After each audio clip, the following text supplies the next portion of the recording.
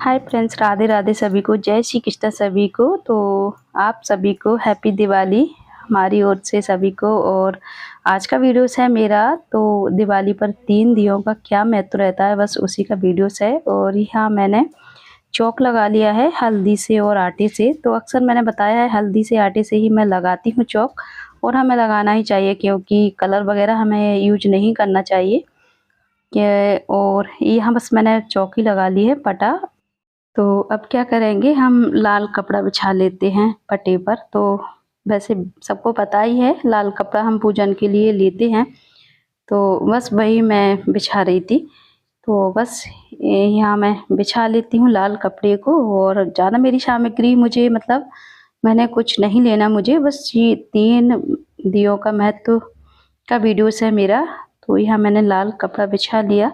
अभी हमारी तस्वीर है मैया की, तो लक्ष्मी मैया की तस्वीर को विराजमान कर लेते हैं। तो यहाँ बस मैंने मैया को विराजमान कर लिया। और अब क्या करेंगे हम, ये हमारे 3 दीपक हैं तो इनमें कर लिया मैंने घी।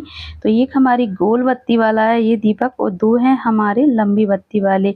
तो ये बस हमें 3 दीपकों का महत्व है इसमें। तो बस वैसे हम पूजन मैया का सब करते ही हैं, तो सब कुछ चढ़ाते ही हैं। और यहाँ आप क्या लेना है हमें, एक खास चीज़ ये है शहद की शीशी। तो ये हमें अवश्य ही शहद का भोग मैया का अवश्य ही लगाना चाहिए। तो कभी-कभी भूल जाते हैं, पर 2 साल से हम भी लगा रहे हैं। पहले हम भी नहीं लगाते थे क्योंकि हमें भी मालूम नहीं था कि मैया का शहद से भोग लगता है। तो मैंने कहा चलो आपके लिए वीडियोस मतलब आपको भी अपलोड कर दूँ मैं।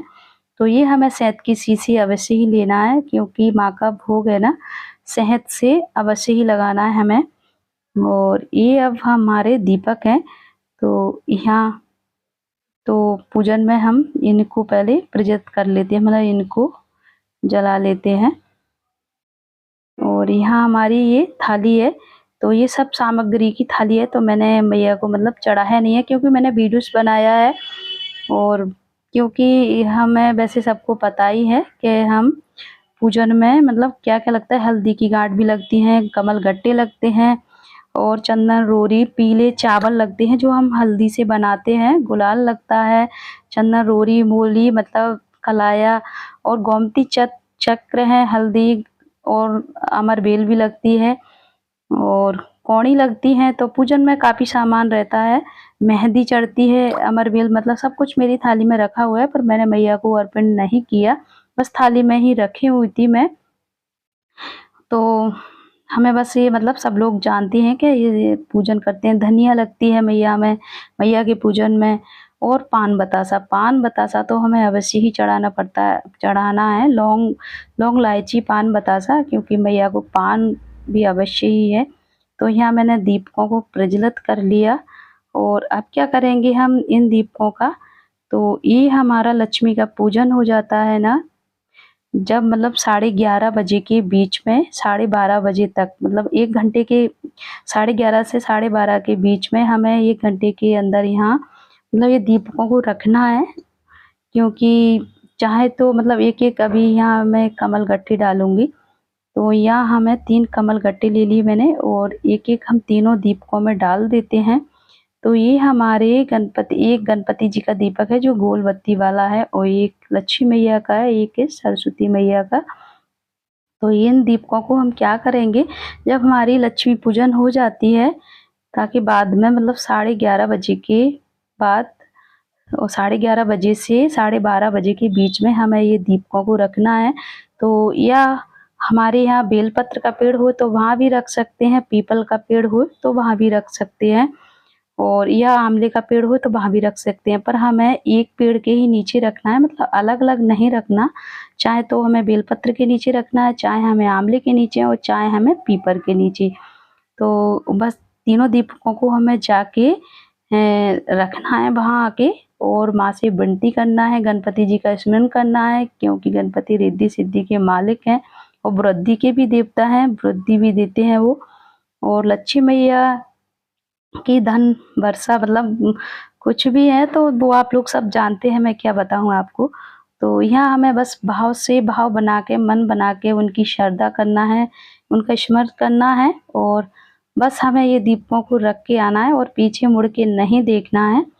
तो बस घर आ जाए और वही हमने लक्ष्मी मैया का पूजन करा है, तो वहाँ बस हमें मैया से प्रणाम करना है, हाथ जोड़ना है।